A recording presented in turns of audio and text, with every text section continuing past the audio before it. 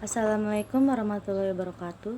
Izin perkenalkan diri. Perkenalkan, nama saya Padini, perwakilan dari kelas 12 akuntansi 1. Di sini saya mengikuti lomba bulan literasi, yaitu tentang cerita legenda atau pahlawan. Di sini saya akan bercerita tentang legenda, yaitu Telaga Sarangan.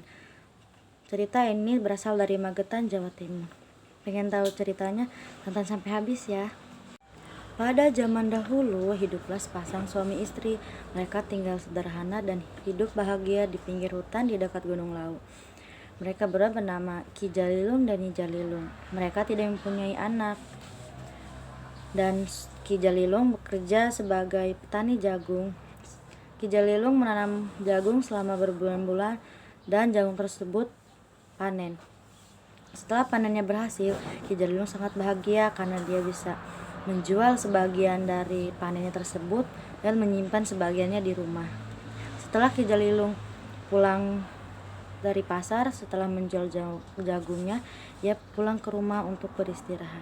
Dan keesokan harinya, Ki Jalilung pergi ke lahan lagi, dan saat dia di perjalanan ke lahan, ia menemukan sebuah telur yang sangat besar. Telur itu berwarna putih keemasan.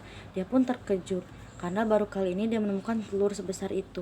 Telur itu menyerupai seperti telur dinosaurus. Dan akhirnya saat itu dia membawa telur tersebut pulang ke rumahnya. Saat di rumah, Nyi Jalilung pun terkejut karena Ki Jalilung mendapatkan telur yang sangat besar. Dia pun bertanya kepada Ki Jalilung, "Ki, dari mana telur ini? Sangat besar sekali telurnya. Telur apakah ini?" Tanya Nyi Jalilung kepada Ki Jalilung, dan Ki Jalilung pun menjawab, "Aku pun tidak tahu, Nyi, ini telur apa. Aku menemukannya di sebuah semak-semak di hutan."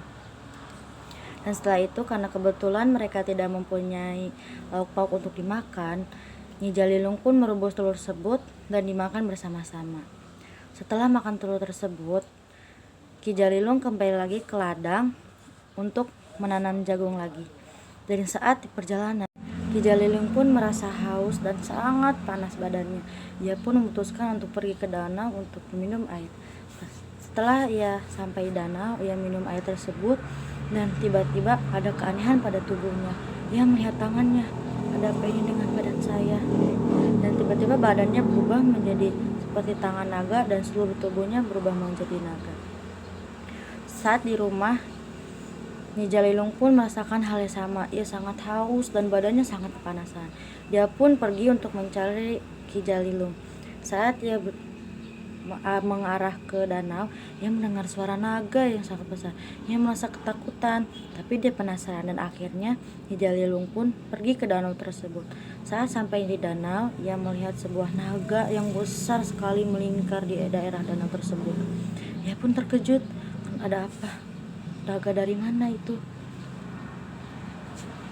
Dan saat itu ia minum air tersebut, dan ia juga berubah menjadi seekor naga. Di danau tersebut sekarang jadi ada dua naga, yaitu Nyi Jalilung dan Ki Jalilung. Mereka terus melingkar di situ, dan mereka berdua pun terus melingkar dari tersebut dan membuat sebuah telaga. Dan saat itu telaga itu disebut dengan Telaga Sarangan atau Telaga Naga. Cukup sekian dari saya. Wabillahi taufiq wal hidayah. Wassalamualaikum warahmatullahi wabarakatuh.